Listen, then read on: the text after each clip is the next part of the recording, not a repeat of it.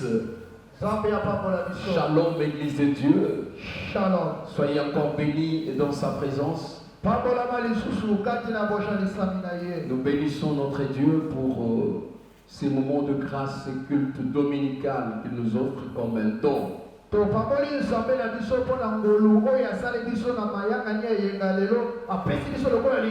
C'est le dernier dimanche du mois de mars. Et nous nous préparons pour la fête de Pâques qui sera le 17 avril. Et Dieu est en train de nous conduire vers sa destinée. Nous saluons tous ceux-là qui nous suivent dans notre chaîne YouTube, Cephal News TV, à travers le monde.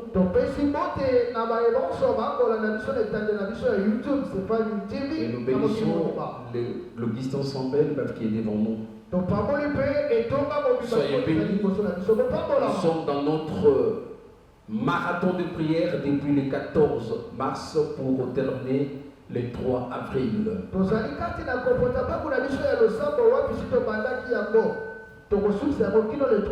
Le grand thème de notre marathon: pour l'amour de Sion, je ne me tairai point.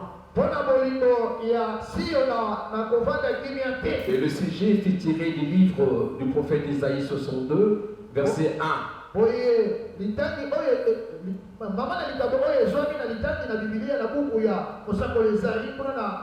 62 verset 1, c'est de là où nous avions tiré notre grand thème. Là où en fait le prophète était en train de s'exclamer pour dire: pour l'amour de Sion, je ne me tairai point.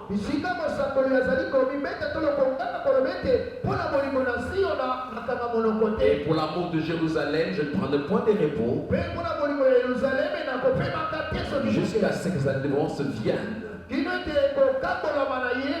Comme l'aurore, et que le salut apparaisse. Et que le salut apparaisse. En effet, lorsqu'on voit ces thèmes, on se rend compte que le prophète traversait un moment très délicat dans son ministère.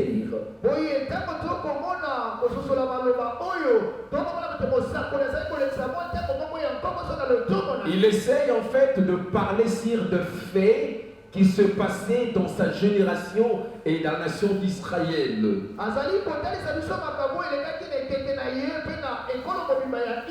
Et en tant que oint de Dieu, en tant que prophète de Dieu, le visionnaire qu'il était en son temps, il devrait motiver le peuple de se prendre en charge par rapport à sa nation. Nous savons qu'il y a la part de Dieu, il y a la part de l'homme. Dieu est notre habit à notre Père.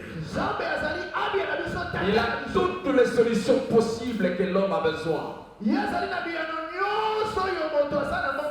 la part de l'homme, c'est d'aller vers ce Dieu-là, de demander la solution dont il a besoin.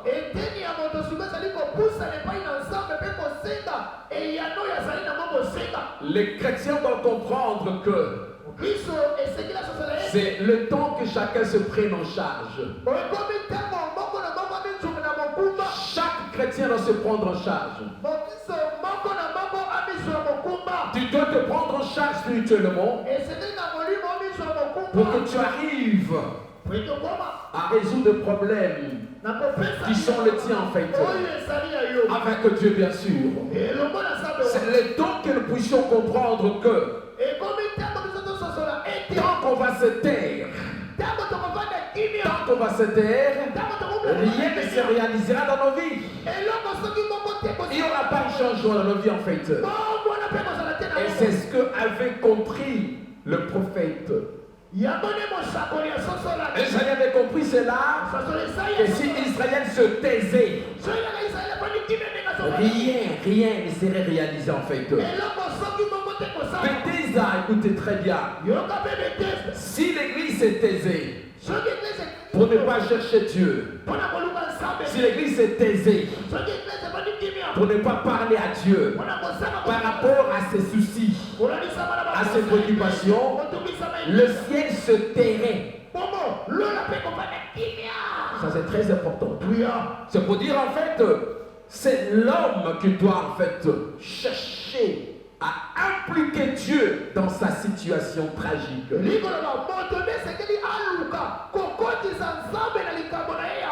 Par rapport à ta situation qui te fait très mal,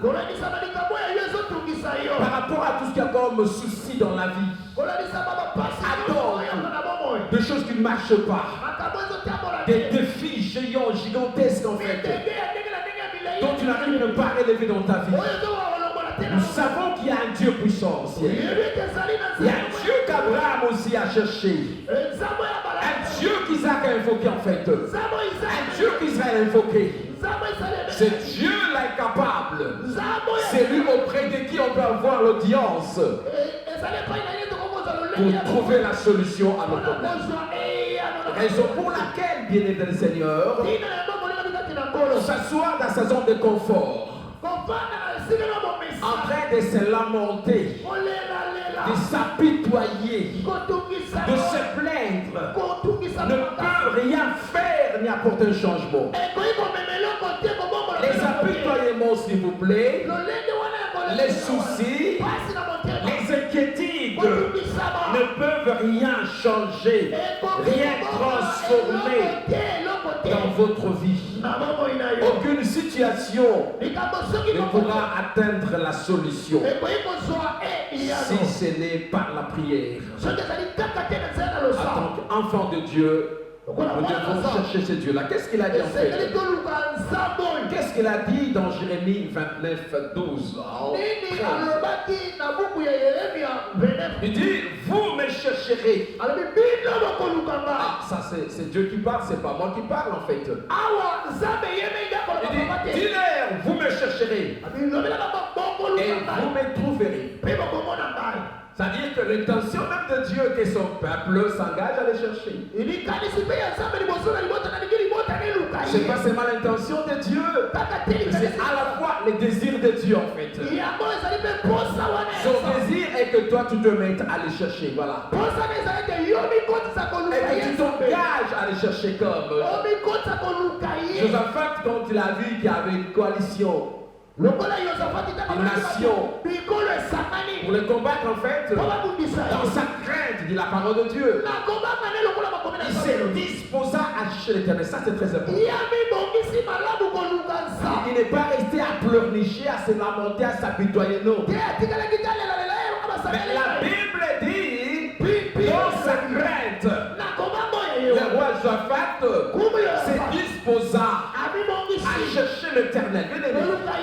Tu dois te disposer à chercher l'Éternel. Si vous le cherchez, vous le trouverez. Si et seulement si vous le cherchez de votre cœur. C'est de tout notre cœur que nous sommes appelés à chercher l'Éternel. Que ça ne soit pas en fait de façon désintéressée, de façon superficielle, mais avec un intérêt, avec un objectif, un but à atteindre dans ta vie. Tu as de buts à atteindre dans ta vie. Tu as de projets à réaliser dans ta vie. Chacun a ses projets. Chacun a ses défis. Et pour que les défis soient relevés, tu dois associer Dieu dans ta vie. Pour que tes rêves soient réalisés, tu dois associer dans ta vie. C'est pour dire en fait, nous allons parler sur notre sujet, le sous-thème en fait. J'avais déjà démarré dès la semaine passée. Lutter jusqu'à l'exaucement, voilà. C'est lutter dans la prière bien sûr. Jusqu'à l'exaucement. Ça c'est très important. J'aimerais que nous lisions la parole de Dieu. On va lire autant de textes, mais commençons par le commencement. Si on peut s'élever dans sa présence, si on peut s'élever dans sa présence, j'attends encore ceux-là qui sont assis. Gloire à l'Éternel. Je suis dans les livres du commencement, les livres de Bereshit, Genèse. C'est le Bereshit. Les premiers mots de le commencement, c'est Bereshit en hébreu. C'est le Bereshit. Tu dois dire ça, Bereshit. C'est très important que tu appelles là. Gloire au Seigneur, je suis dans les livres de Genèse chapitre 32e. Je prends le verset 24e au verset 32e également. Gloire au Seigneur. Genèse 32. Jacob demeura seul. Alors un homme lutta avec lui jusqu'au lever de l'aurore. Voyant qu'il ne pouvait le vaincre, cet homme le frappa à la voiture de l'ange.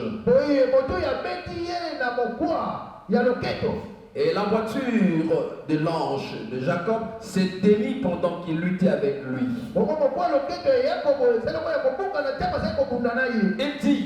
Il dit, laisse-moi aller, car l'aurore se lève. Et Jacob répondit, je ne te laisserai pas aller, que tu m'aies béni. Il lui dit, quel est ton nom? Il répondit, Jacob. Il dit encore, ton nom ne sera plus Jacob, et tu seras appelé Israël. Et tu as lutté avec Dieu et avec des hommes, et tu as été vainqueur. Jacob l'interrogeant en disant, fais-moi, je te prie, connaître ton nom. Il répondit, pourquoi démentir mon nom? Et il le bénit là. Jacob appela ses nés du nom de Péniel. Car dit-il, je vis Dieu face à face. Et mon âme a été sauvée par le Seigneur. Acclamons la parole de Dieu. Acclamons la parole de Dieu. Acclamons la parole de Dieu. Gloire au Seigneur. Que Dieu soit loué. Merci. La parole de Dieu est l'expression de la pensée parfaite de la volonté de Dieu. Dieu nous parle en fait pour un ou deux buts. Quand Dieu nous parle en fait, c'est pour se révéler à l'homme qui est sa créature. Dieu parla à Abraham, à sa génération, à son temps. Dieu parla à Isaac. Et la parole de Dieu fut révélée même à Jérémie de la parole de Dieu. Quand Dieu parle à son peuple, c'est pour se révéler à son peuple. Quand Dieu parle à son peuple, c'est pour révéler sa volonté. Quand Dieu parle à son peuple, c'est pour l'instruire. Quand Dieu parle à son peuple, c'est pour le ramener sur les bons chemins. Quand Dieu parle à son peuple, c'est pour le bénir en fait. Nous comprenons que ce matin, il y a quelqu'un que Dieu veut bénir. Et c'est à travers sa parole. Il y a quelqu'un que Dieu veut amener à sa destinée. Que Dieu veut réellement installer dans sa destinée. C'est pourquoi cette parole nous est arrivée ce matin. Lutter jusqu'à l'exaucement. Ça veut dire la fois passée par rapport à la lutte dans la prière. Bien-aimé dans le Seigneur, il n'y a pas de couronne sans lutte. Même la nature nous apprend en fait. Les athlètes qui se battent, il n'y a que les gagnants qui sont couronnés. C'est pas celui qui a échoué qui sera couronné. J'aimerais dire dire à l'église que la prière est un combat spirituel. C'est un travail très difficile. Donc beaucoup de chrétiens n'arrivent pas à exercer en fait. La prière, c'est un travail de titan. Et qu'en fait, il y a des préalables pour réussir.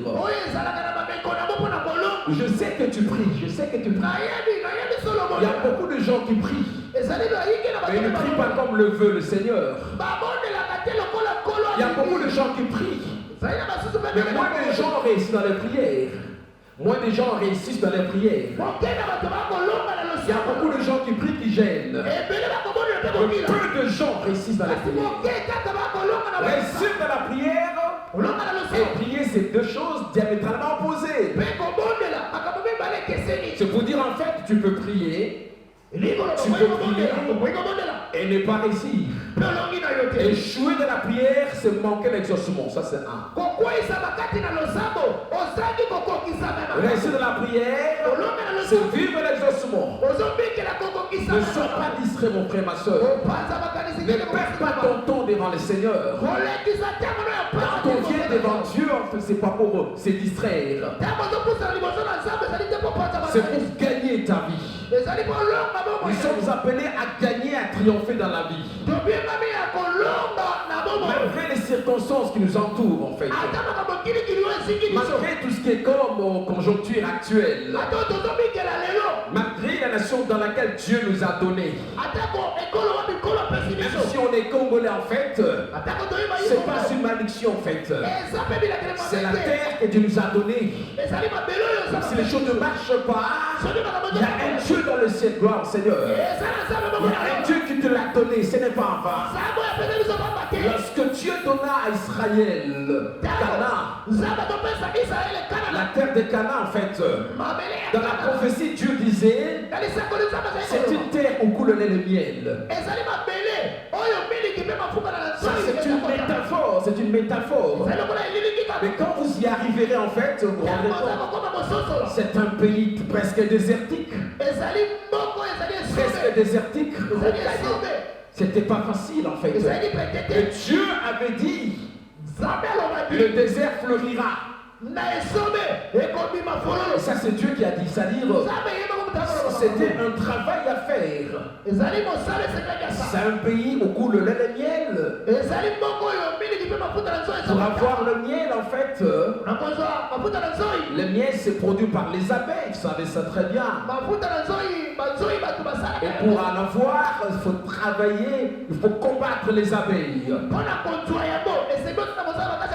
faut chasser les abeilles. Il faut tuer les abeilles pour avoir en fait la riche, les nids, en fait, les nids des abeilles, la niche.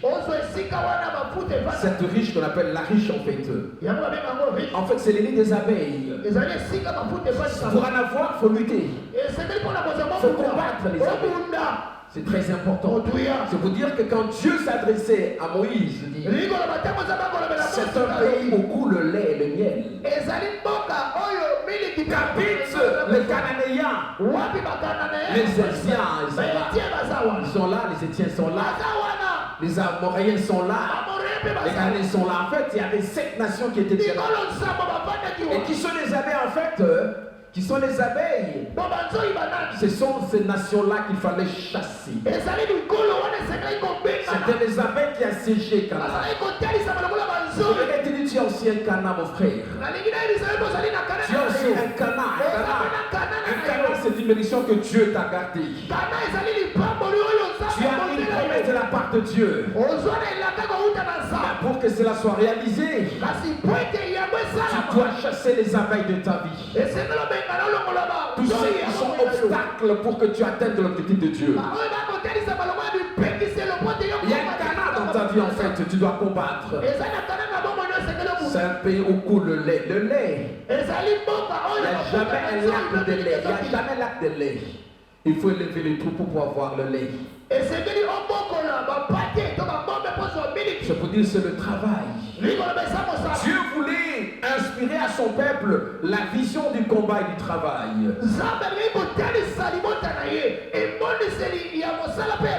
nous sommes appelés à lutter pour gagner quelque chose dans la vie. Ici, nous parlons de Jacob. Et dont les noms signifient il talonna. Les noms signifient il talonna Jacob. C'est lui qui tient les talons. Il tient les talons de qui? De son frère. Quand, pendant la naissance, Esaïe sorta. Il sort des entrailles de sa mère. On se rend compte qu'il y a une petite main qui va saisir le talon. Et qui retenait. C'est un mystère en fait. C'était qui? C'était Jacob qui était là. Encore dans les entrailles. Mais son frère sortant, et lui il refusait qu'il sorte avant lui. Il saisit les talons. Et quand les sages-femmes ont vu cela, ils ont dit: oh, regarde, il talonna son frère. On l'appelle Jacob. C'est en fait la racine du mot aussi Jacques qui veut dire trompeur. C'est la racine, qu'on appelle Jacques. Ça vient de Jacobo. Il y a plusieurs significations en fait. Usurpateur, menteur, trompeur, tout ça c'est Jacobo. En fait, dans la vie, on a vu réellement combien de fois cet homme a expérimenté son nom. Les noms en fait. Comment il a trompé son père même. Il a pris l'image de son grand frère Isaïe que papa veut le bénir. Et papa demande: est-ce que c'est toi réellement? Isaïe dit: oui, c'est moi. Il a trompé. Il a trompé, c'était son nom qui parle en fait. Ok, c'est pour dire, allons-y très bien dans ce qui est objectif aujourd'hui. Jacob revient vers son père à Beersheba. Il revient vers son père, je dirais vers son père. Azon qui est de père papa, il revient. Azon son de père papa naï. Il vient de Pandamaram. C'est papa, son oncle Laban en fait. Là, il a passé une vingtaine d'années. Et il était parti seul. Mais il rentre avec 2 femmes, des épouses et 2 grandes concubines. Et 2 concubines. Et avec plusieurs enfants. Suivez très bien. Et là, l'histoire va se compliquer dans sa vie. Il devrait quitter, s'en aller et laisser son beau-père qui était réellement son oncle, Laban. Mais en retournant vers son père tel que Dieu le demandait, d'être rentré vers son père, il a eu encore peur de son grand frère Esaïe, dont il avait ravi la bénédiction. Et son frère qu'il avait gardé en cœur, qui voulait le tuer. Et il a pris la fuite de la maison de Laban pour aller à Beersheba. Il veut dire puits du serment, puits d'alliance, puits d'alliance. Puits du boulot. Ça, c'est vous comprenez cela. Alors là, il rentrait vers son père qui a déjà vieilli. Pendant qu'il s'en allait en fait, il savait que son frère était là. Par la peur, il va se séparer de sa famille. Ses serviteurs étaient là pour escorter sa famille. Et on dit Jacob demeura seul. Ça, c'est la... Je commence par là. Dites amen. Regardez-moi s'il vous plaît. Regardez-moi. Regardez les retardateurs qui arrivent. C'est important. Jacob demeura seul. Dis à quoi Jacob demeura seul, dis ça. Jacob demeura seul. Jacob demeura seul. Dans la vie de foi, il est aussi indispensable. J'ai dit indispensable. De rester aussi seul. La solitude avec Dieu, c'est une grande bénédiction. Et sans Dieu, c'est une malédiction. J'ai dit la solitude sans Dieu. Mais quand on est seul avec Dieu, c'est une grande bénédiction. C'est un moment tout à fait particulier d'être seul. Et quand on est seul, on reste là. On sait comment orienter ses pensées. Suivez très bien. Quand on est seul, c'est les moments importants, indispensables, pour que vous restiez dans la présence de Dieu. Et pendant qu'il était seul, c'est comme s'il s'est retiré de tout le monde. Voilà. Retraité. C'est la retraite en fait. Suivez très bien. C'est important que vous pensiez aussi à des moments de retraite. C'est très important. Vous travaillez, à un certain moment, vous devez vous retraiter. Vous devez vous retirer pour rester seul avec Dieu. Pour chercher l'éternel. Et ça c'est très important. Dieu on le cherche. Ça c'est très important. Que tu t'engages, tu arrives à te débarrasser en fait. De te débarrasser de tout ce qui est un problème, préoccupation, pour que tu t'engages. Être seul avec Dieu. C'est un moment indispensable. Et c'est ce que manque l'homme et surtout le chrétien que nous sommes. Nous travaillons comme des machines. Comme des machines sans repos, sans relâche, juste pour gagner le pain. Et ce qu'on ne vient pas, c'est très important. J'aimerais te dire, il y a aussi des moments qu'il faudrait être seul avec Dieu. Dis à ton patron, demande la mise en disponibilité. Demande la mise en disponibilité. Un petit congé en fait, et pendant lequel tu seras avec Dieu. Ne reste pas esclave de ton travail, je dis cela. Ah, je dois quitter à la maison pour aller au travail déjà de 5h du matin. Rentre à 17h, c'est bien bon. Faites en sorte que de jour, vous puissiez vous disposer, être seul avec Dieu. Planifiez des moments importants. Je sais que beaucoup de gens. Elle a persévéré. Si c'était un pasteur qui l'avait dit, ça serait scandaleux. On le mettrait dans les réseaux sociaux. Voilà. C'est fini. Alors là, c'était Christ qui avait dit cela. C'était pas pour scandaliser la femme. C'était un test de caractère. Pour savoir la persévérance. Et ça c'est très important. On doit persévérer. Même si les choses continuent en fait à s'éblouir dans nos vies. On ne voit pas la lumière dans nos vies en fait. C'est pas parce qu'il n'y a pas la lumière qu'il n'y en a pas aussi, non. L'obscurité cache la vraie lumière qui est devant nous. Derrière chaque obscurité, il y a une lumière. Derrière chaque maladie, il y a une guérison. Derrière ton problème, il y a la situation, il y a aussi la solution en fait. Et la solution derrière, c'est que tu vis. Et il y a la guérison derrière, c'est ta maladie en fait. Et il y a une guérison qui est là. Tu dois simplement persévérer pour ne pas lâcher. Ne lâche pas s'il te plaît. Même si tu n'as pas de moyens. Tu veux te marier mais il n'y a pas de moyens. Ne change pas ta vie. Je te disais, cette année je me marierai. 2022 ça ne passera pas. Mais du coup, 2022, au début de l'année, tu es licencié ou tu es révoqué du travail. Et tu dis, ah, comme je suis révoqué, donc c'est le plus probable. Non, ça c'est selon toi en fait.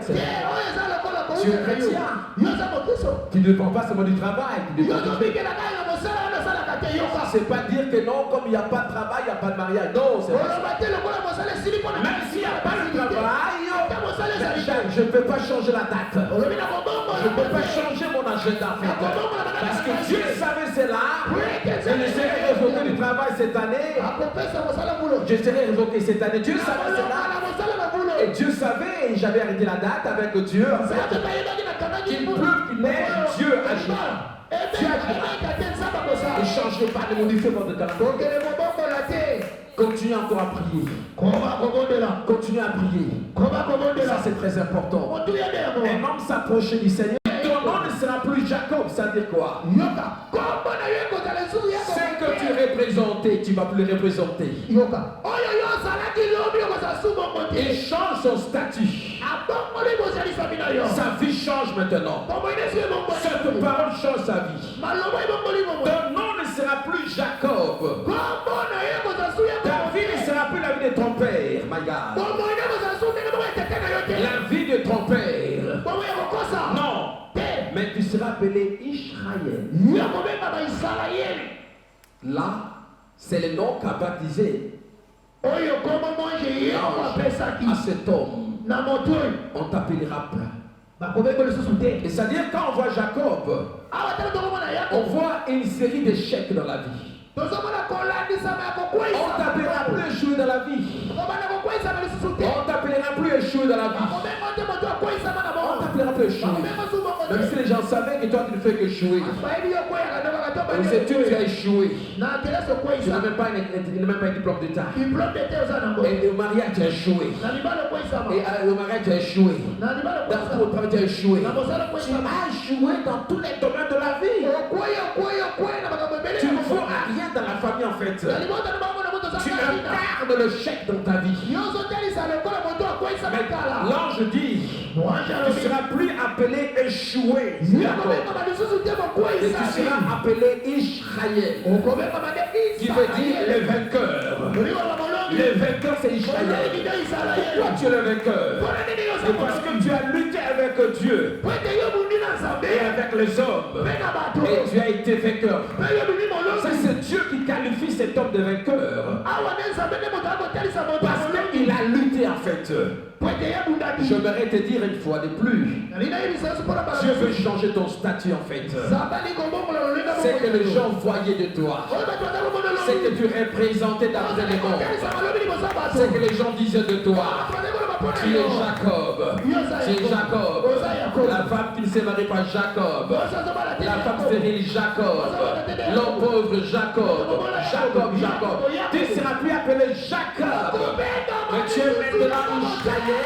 Parce que Dieu te donne la victoire. Tu es vainqueur, ma soeur. Dis je suis vainqueur. Dis je suis vainqueur. Dis je suis vainqueur en fait. Tu changes ton statut. C'est ça. Et tout a changé dans sa vie. Écoutez. Jacob voulait connaître son nom, il a refusé de donner son nom. C'est pas important, c'est pas pour demander le nom, c'est pas important. On dit qu'il est béni là, c'est très important. Pas seulement qu'il lui a donné les noms d'Israël. Au-delà des noms qu'il avait ici, la Bible dit il est béni là.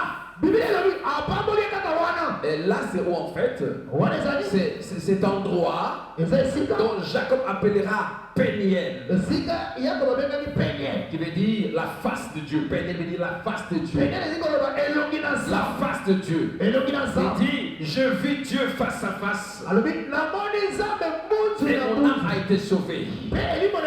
Pour voir Dieu face à face, il faut arriver à Péniel. Tu dois entrer à Péniel. Mais je vais te dire cette semaine, nous sommes à Péniel. On commence aujourd'hui jusqu'au le 3e jour du mois d'avril. Nous sommes à Péniel. Je t'invite à Péniel. Là où tu es, tu me suis dans YouTube. Entre à Péniel. Cherche Dieu. Et va se révéler à toi. Lune à la prière, à Péniel. Dieu va se révéler à toi. Cette semaine, nous sommes à la semaine de Péniel. La face de Dieu. Ceux qui vont le chercher, verront sa face. Ceux qui vont le chercher auront réellement la grâce de voir la face de Dieu, c'est-à-dire les ossements. Venez prier avec nous ce soir. Dans ce marathon de prière, et le ciel vous sera ouvert. Que Dieu bénisse sa parole. Que Dieu bénisse sa parole. On peut s'élever dans sa parole. Tu peux t'élever. Oui, côté Pasteur Eric, tu vas venir nous aider là. Pasteur Eric, tu peux t'élever là où tu es. Gloire à l'Éternel. Ferme les yeux, tu peux t'élever.